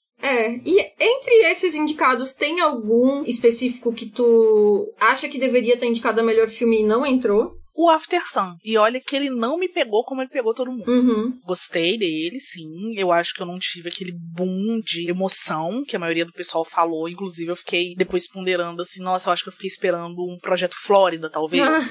Que eu acho que foi um filme que tem uma vibe semelhante, que me tocou muito. Mas ainda assim, eu acho que ele é um filme super bem realizado. Eu, tranquilamente, colocaria ele ali no lugar do Triângulo da Tristeza. Ai, sim. Eu também colocaria o After Sun e também colocaria o Não Olhe, né? Com esse parênteses de que o Jordan Peele claramente não teve interesse esse ano de participar de nada de campanha, né? Então... Pois é, não fez campanha, não entrou nem como roteiro. Nada. Eu cheguei a achar que tinha possibilidade dele tentar investir um pouco ali pra entrar como roteiro e nem isso. Nada. Pra ter noção, quando a gente recebe os screeners e os materiais de campanha e essas coisas no Globo de Ouro, e imagino que no Oscar seja a mesma coisa, geralmente eles já vêm com aquele for your consideration, né, para você levar em conta, né, e figuras chaves para as quais a gente deve pensar as categorias, aquele filme, né, e o Não Olhe, realmente, o único for your consideration dele era a Keke Palmer pra atriz coadjuvante, ele não tentou direção, não tentou filme, não tentou roteiro, não tentou nada. Então eu acho que é o Jordan Peele que realmente, com a experiência dele não muito boa, principalmente do Nós, né, que teve mais força, né, nesse sentido, acho que ele desistiu, porque é muito tempo e muito dinheiro envolvido em campanha, né? Nossa, com certeza. E quem venceu foi o Tudo em Todo Lugar ao Mesmo Tempo, né? Tu gostou dessa vitória? Era esperado, eu não sei se eu gostei não, porque não foi um filme que me seduziu muito não, tem muitas coisas que eu gosto nele, tem outras coisas que me incomodam, assim, eu não gosto da montagem, não gosto da metragem, a gente tava falando nisso, né, de filmes longos, eu acho que aquele primeiro arco todo ali, chegou uma hora que, assim, pesou pra mim, e aí quando eu falo pesou, é de eu parar, olhar no relógio e falar, uai, já rolou mais de 1 hora de filme, o que esse povo vai resolver aqui, saca, e ainda faltava ali 1 hora e pouquinho, aí eu fiquei meio assim, mas pra mim era o mais esperado, e dentro dessa campanha toda de um Oscar menos branco, eu acho que foi mais que válido ele vencer. Eu acho que tem essas coisas também, gente. A gente tem que pensar que o Oscar não é uma premiação de lobby. É cinema americano premiando cinema americano, né? Então, nada mais justo do que a gente conseguir dar uma driblada aí nesses aspectos tão comuns de ser sempre aquele filme padrão. Aquilo que a gente tava falando, né? Uma biografia que sempre vence. Ou então um filme muito, muito ruim que a gente sabe que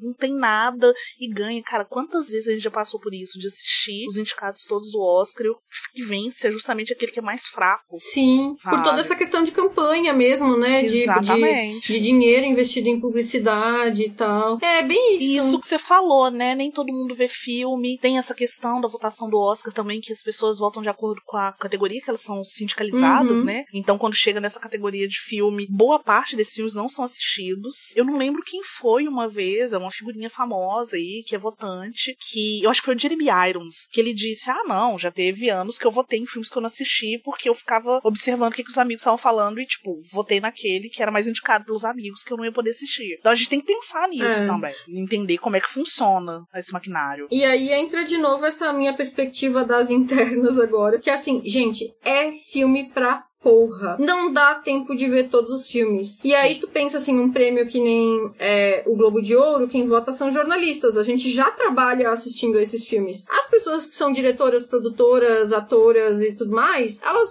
trabalham fazendo outras coisas, não assistindo filme, fazendo filmes. Então elas têm que tirar tempo extra. Tu acha que todo mundo vai assistir esse filme? Não vai assistir. Então... Eu fico pensando, assim, processo de curadoria, que já foi processo pelo qual eu passei, e às vezes você tá ali num processo de curadoria que você tem 800 inscritos, e aí chega um ponto que você tem que dividir, porque às vezes costumam ser 2 ou mais curadores, né, e aí você divide e fala, não, nós vamos assistir esse, fulano vê esse, Beltrano aquele, tal, etc. E aí depois dessa peneira que cada um faz, que todo mundo vai ver, sei lá, um top 10, um top 20 desses que foram selecionados. Então realmente, assim, é muita coisa pra pouco tempo. Gente, 3 meses pra assistir 800 filmes, ainda que você, tirando como exemplo o que eu já passei, 3 meses pra você assistir entre 800 filmes, sei lá, 15 longas, que aí você consegue ver todos os longas. Mas aí você tem 700 e tantos curtas, um ou outro vai passar batido. Infelizmente passa batido.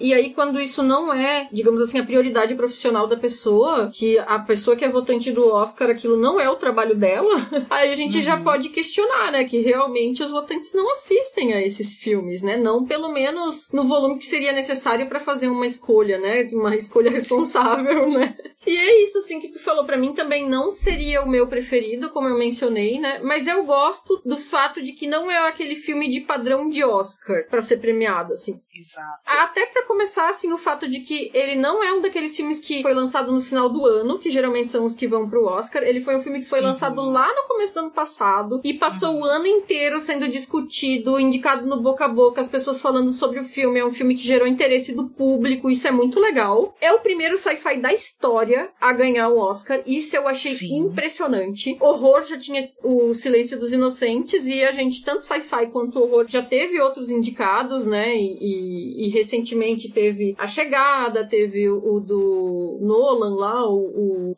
Interestelar. E o Inception também, enfim, né? Mas a vencer mesmo, o melhor filme, esse é o primeiro, né? Eu vi gente reclamando, dizendo que é um filme de geração TikTok. E aí eu acho que é o tipo de crítico que não consigo entender. Os diretores, eles têm 35 anos, né? Eles não são jovenzinhos, né? E aí o pessoal fala dessa questão da estética. E eu já vi pessoal reclamar de estética. A gente que acompanha cinema aí há 20, 30 anos, a gente vê a galera reclamando das mesmas coisas década atrás de década. Já teve Spike Jonze e David Fincher. Nossa. É sempre o pessoal dizendo, é coisa de videoclipe. Videoclipe nem existe mais. E ainda estão reclamando. Nossa, Tarantino é super criticado pela estética ali nos anos 90. E agora vira outra pessoa, vira um gênio do nada, sabe? Eu acho que são umas reclamações meio sem fundamento. Eu acho, assim, que essa coisa de dizer, é diretor de videoclipe, eu não sei, eu acho um pé atrás com um jeito novo de fazer. Que aí, esses diretores que eu falei, Spike Jonze e o Fincher, já estão super estabelecidos. E aí ninguém mais fala. Mas aí os mais jovens que vão chegando, quer dizer, não tão mais jovens, mas menos experientes, né, que vão chegando. Aí o pessoal reclama das mesmas coisas, assim. Eu tenho um pouco de preguiça desse tipo de crítica. Não, e uma das coisas que eu acho mais divertida, justamente, por mais que eu me incomode com o tempo e com a montagem,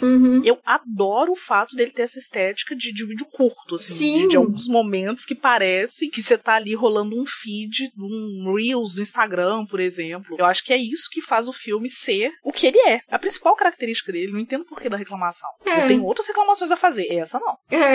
E aquilo que tu falou, né? Não é aquele drama chato, biográfico, não é história de superação, não é franquia. Não é raso no que ele se propõe discutir, porque ele tá falando de depressão, tá falando de conflito de gerações. Expectativas, questões familiares, né, e tal. Não é filme imperialista, porque muito filme que ganha Oscar é propaganda imperialista, filme de guerra ou outros gêneros aí. Perfeito isso que você falou hoje mais cedo, conversando com uma amiga pelo Instagram. Ela falou comigo que ela encontrou o Tudo em Todo Lugar numa lista de filmes que abordam a questão da pobreza nos Estados Unidos. Quando vai falar justamente desses problemas que aquela família tem para poder administrar as finanças e pagar os impostos e tal. Então, assim, olha como que é um filme que tá justamente indo contra esse padrão que a gente já tá acostumado, que é uma exaltação do American Way of Life. E que aí eu acho que o Kwan se equivocou um pouco no discurso dele quando ele diz que ele ganhar o Oscar é o sonho americano, né? A concretização do sonho americano. Não é? Mas enfim, né? Dá pra entender do lugar de imigrante dele, né? Da onde partiu aquilo, né? Mas o próprio filme questiona isso. O filme, ele é anti-sonho americano, né? Claro que numa abordagem muito superficial, né? Não é assim aquela crítica social foda, né? Mas é isso, eu acho que é um filme criativo. Ele me emocionou em alguns momentos, ele me fez rir em alguns momentos. Eu considero ele um filme autoral, um filme peculiar. Eu já tinha assistido o filme anterior dos Daniels e eu tinha colocado na época na minha lista de melhores do ano. É absurdo esse filme. E é super... realmente é criativo, assim. É um negócio que é nojento, escatológico, mas é engraçado, é emocionante, te faz chorar, te faz emocionar com um cadáver e é isso, sabe? Eu acho que é um cinema que é interessante, é instigante. Ele não é protagonizado por pessoas brancas, tem protagonismo queer, o filme, e é isso, assim. Não é meu preferido do ano, mas eu fico feliz por essa vitória, por esse conjunto de fatores, sabe? Sim. E é um filme que representa muito bem esse ano de cinema, né? Por essa questão de que as pessoas passaram o ano discutindo ele, né? E eu vi também, gente, daí o oposto, né? Os defensores apaixonados e acalorados dizendo que quem não gosta do Tudo em Todo Lugar é racista. Gente, para! as pessoas tornam as discussões muito sérias, muito rasas, sabe? Sim! E tipo, as pessoas têm direito de não gostar de filmes. Às vezes a gente gosta, às vezes a gente não gosta, sabe, de um filme. Tipo, ano passado que o No Ritmo do Coração ganhou, se a gente dissesse eu não gostei do filme, como eu realmente não gostei muito do filme, dizer que então a pessoa é capacitista ou não gostou de Ataque dos Cães é misoginia e homofobia. Então, tipo, gente, as coisas não são tão simples assim quando se trata dessas questões. Então, defendam os filmes que vocês gostam. Eu acho que um pouco da graça do Oscar, eu tenho preguiça dessas brigas, sabe? Eu acho que a graça do Oscar é a gente exaltar as coisas que a gente gosta. E não ficar perdendo tempo achincalhando aquilo que a gente não gosta. Discutir as qualidades e os defeitos dos filmes faz parte da gente que é cinéfilo. Ficar comentando assim ao longo do ano os filmes que vai assistindo, né? Mas eu acho uma perda de tempo a gente se prender a essa coisa de ficar na tretinha, sabe? Uma coisa muito twitteira. E aí reduzir isso, no caso, reduzir a defesa, né? Esse aspecto de, é racismo, é machismo, é homofobia. Não, gente, as coisas são um pouco mais complexas do que isso, né? Sim, e a gente gasta muito tempo, às vezes, deixando de discutir filmes que abertamente estão fazendo isso, né? Pra poder ficar numa discussão rasa. Eu acho que é tudo ok, assim, sabe? Não gostar do filme. Hoje eu passei a manhã inteira batendo papo com 2 pessoas diferentes em janelas diferentes de rede social. E eu justamente apontando pra uma amiga minha que amou Tudo em Todo Lugar ao mesmo tempo. E eu apontando pra ela algumas coisas que eu não gostei, né? Falando algumas coisas sobre votação, etc e tal. E assim, um papo super saudável de 2 pessoas que têm opiniões bem opostas sobre o filme. E depois tendo um outro bate-papo com um amigo meu que detestou o filme. Ou seja, ele tá muito além. Porque eu ainda falei com ele, falei, nossa, mas você detestou mesmo, sabe? Eu não detestei tanto. Então, assim, é pra ter uma discussão saudável, gente. Não vai mudar nada na vida da gente ter gostado ou não do filme, ficar caçando picuinha à toa. E a gente podia estar perdendo esse tempo, entre aspas, perdendo tempo, né? Falando pras outras pessoas, poxa, tu já assistiu o filme X? Esse filme é bom, viu? Tipo, vamos falar dos filmes bons ao invés de a gente perder tempo com um filme que a gente achou ruim, sabe? Exatamente. Apesar que às vezes falar mal de filme também faz parte, né? Mas, enfim. Mas sem briga, não pode morder o coleguinha, não pode arranhar. É isso. Então, gente, algumas outras curiosidades que fogem essas categorias principais são alguns momentos marcantes da cerimônia, e um dos que me marcaram e que eu ri um bocado foi Elizabeth Banks apresentando a premiação de melhor figurino. Não, efeitos visuais. Melhor efeitos visuais ao lado de um urso, porque ela acabou de dirigir um filme que chama Cocaine Bear, tá estreando agora nos cinemas, que é uma história real de um urso que acaba rolando num carregamento perdido de cocaína e fica louco, sai matando todo mundo. É um filme de terror, de um humor mais sádico, assim, e tal. Parece ser bem interessante. E aí ela ainda faz uma piadoca com o urso, do tipo assim, cara, fica mais tranquilo, não é pra você cheirar cocaína agora não. Faz que nem todo mundo espera o after. Sim. Foi assim, um mico maravilhoso de assistir. E a gente tem que lembrar que Elizabeth Banks não é a primeira direção dela de filme, né? Ela dirigiu Panteras, que a gente tem podcast sobre ele. Então, vai todo mundo assistir os Panteras e na sequência ouvir nosso podcast. Ela também dirigiu Escolha Perfeita 3, no qual ela atua, ela é uma coadjuvante, faz algumas pontas dos 3 filmes. Ela foi produtora do filme 2 também, mas dirigiu apenas o 3º. E ela também é produtora do Caça-Fantasmas, que foi um filme super criticado. Não é dirigido por mulher, mas acho que vale a pena assistir pra gente ver essa inversão de papéis. Eterna F. Trinket. Adoro. E eu achei engraçado quando ela fala do... se não tivesse os efeitos visuais, era assim que o urso do filme ia ficar, e aquele bonecão se mexendo. E de piadocas, assim, o Jimmy Kimmel é meio chatinho, né? Ele é meio chatonildo, assim, né? Mas teve uma piada dele que eu achei engraçado, que ele falou por que o James Cameron não tava indicado a melhor ator, e aí ele disse, vocês acham que ele é mulher? E aí eu tava assistindo na TV na sala. Volta, melhor diretor. Melhor diretor, você falou errado, você falou melhor ator. Desculpa, melhor diretor, não ator. James Cameron atuando, enfim. Espero que não. E aí, pra gente fechar, vamos mencionar as outras mulheres que foram premiadas na cerimônia, né? No prêmio de melhor documentário, curta-metragem. O filme que ganhou Como Cuidar de um Bebê Elefante era dirigido por uma mulher. Ela chama Kartik Gonçalves. É um filme do sul da Índia, se não me engano, né? Eu acho que tá na Netflix, mas eu confesso que eu não assisti. Tá na Netflix. Não assisti também, não. Melhor doc também foi vencedor o Navalny. Direção de Diane Becker, Melanie Miller e Odessa Rai. Melhor direção de arte foi a Ernestine Ripper, por Nada de Novo no Front. Melhor cabelo e maquiagem, Anne-Marie Bradley e Judy Chin, com Adrienne Moreau, por A Baleia. E uma curiosidade, né, que a Mandy Walker estava indicada a fotografia pela fotografia do Elvis, e ela foi só a terceira mulher na história do Oscar indicada nesse prêmio, né? Teve a Rachel Morrison por Mudbound, da Dee em 2018, e a Ari Wegner ano passado por Ataque dos Cães, da Jane Campion. Inclusive, todas as indicadas mulheres, né, da história no prêmio de fotografia foram nesse período em que o Feito por Elas já existe, e a gente comentou esse fato, né? Então, pra ver como é muito recente, né? E essa foi a primeira vez que é um filme que não é dirigido por mulher, né? O do Baz Luhrmann. Então, tanto em 2018 quanto ano passado, a gente sempre falava, né? As mulheres têm que dar trabalho para as mulheres para elas poderem serem indicadas, né? Então... essa questão aí. E a gente teve também muitas apresentações de músicas com mulheres, né? Lady Gaga com aquele traje super informal de Acordei e Vim Cantar. A Rihanna, maravilhosa, tentando aquela barrigona com aquela música linda, em homenagem ao Chadwick Boseman. A gente teve também a Stephanie Shu, que cantou junto com o David Byrne, a música tema do Tudo em Todo Lugar ao mesmo tempo. E a Diane Warren, mais uma vez, marcando presença com seu piano maravilhoso. Mas, gente, eu não sei vocês, eu não aguento mais Diane Warren. Não dá. Eu acho que uma hora alguém vai ter que dar um Oscar pra ela parar de ser indicada. Exatamente. Mas ela é muito boa, isso a gente não pode negar, não. Ela é muito boa porque ela domina. Infelizmente, nenhuma das meninas ganharam. Aliás, vou nem falar infelizmente, não, porque minha torcida era toda pela canção de RRR. Eu estou muito RRRizada. Na hora que teve a apresentação de Nato Nato, eu quase levantei e dancei, mas eu não tenho joelhos pra isso. Era minha torcida, sim. Nossa, eu tava torcendo demais. Eu não sei quando que eu assisti RRR, mas eu tenho a impressão que eu passei o ano inteiro dizendo pras pessoas, assiste RRR. Então... eu assisti ele no início do ano e um mês depois, de tanto falar com um amigo meu, ele falou comigo, tava aqui em casa, falou comigo, põe aí que a gente vai ver de novo. E aí eu vi RRR de novo, 2 vezes no mesmo ano. E o ano não acabou e eu verei mais uma vez com certeza. Vale a pena. E também, assim, desculpa a todas as indicadas, mas a minha torcida era disparado pra RRR, única música possível premiada esse ano.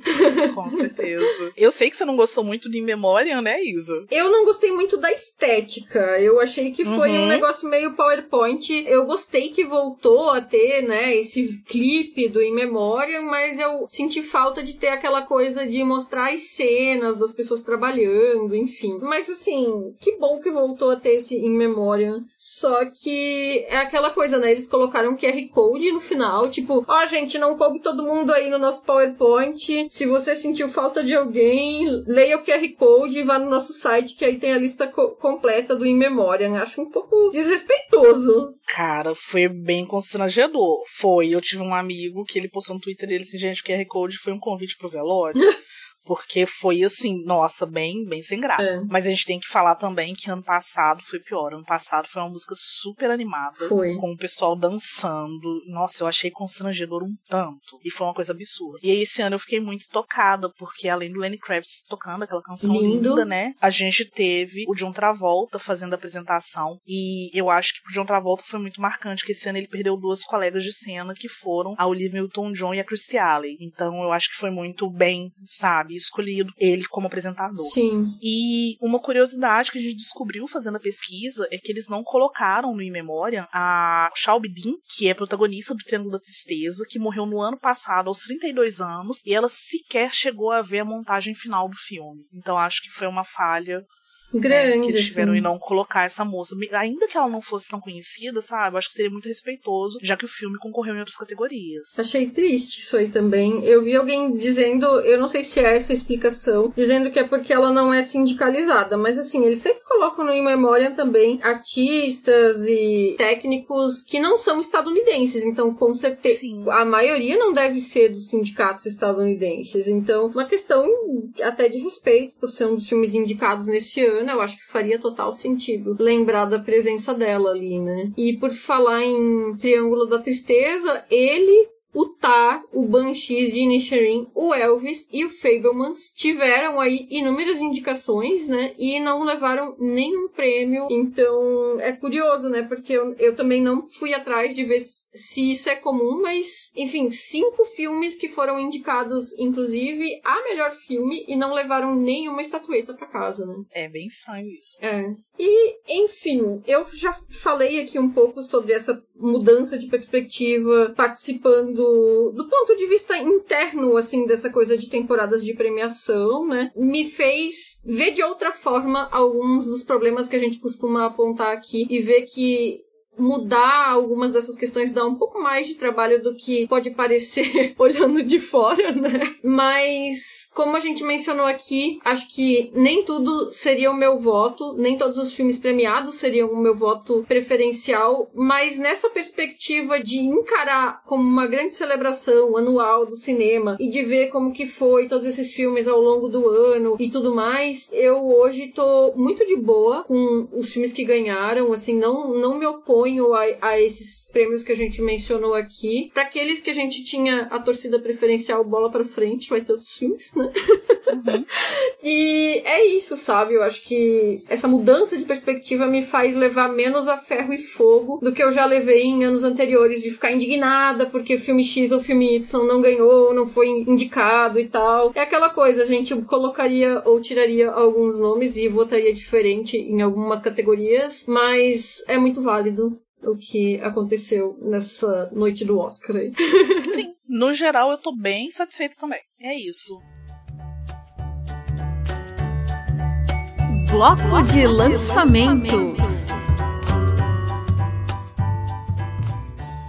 Então, gente, só pra lembrar dos lançamentos da semana, nessa semana agora estreia o Medusa, dia 16/3, filme da Anita Rocha da Silveira, um filme brasileiro de terror. Conta a história de uma moça que é super ligada a um grupo de cantoras de uma igreja neopentecostal, e aí ela entra numa aventura pra poder encontrar uma pessoa, uma mulher que sumiu há alguns tempos, e paralelamente o filme vai fazer uma crítica fortíssima a essa ascensão moralista que o país passou nos últimos anos. Um fato importante com relação a esse filme é lembrar que está existindo uma campanha feita pela diretora e pela produção do filme para que os ingressos custem até R$15. Então aproveitem um preço bom e vão assistir o filme no cinema, porque eu já vi e ele é muito bom. Bom, esse foi o nosso programa de hoje. Espero que vocês tenham gostado aí da nossa conversa, da nossa recapitulação do Oscar desse ano, né? E sigam Feito por Elas nas nossas redes sociais. A gente tem perfil no Twitter, no Instagram, no Facebook, que é um pouco abandonado, mas tá lá, e no Letterboxd. É só procurar por Feito por Elas e avalie a gente no iTunes ou no aplicativo que você usa para ouvir os seus podcasts, porque isso ajuda muito a gente também a chegar a outras pessoas, a novas pessoas, ou para ouvir a gente. E os programas relacionados a esse episódio de hoje, os nossos programas anteriores do Oscar e de outros filmes que a gente mencionou aqui, que nós já temos programas, vão ficar listados lá na nossa postagem no site, com os links para vocês poderem acessar e consultar. E além do site do feed, os programas estão disponíveis também em todas as plataformas de podcast, e a gente também está no YouTube.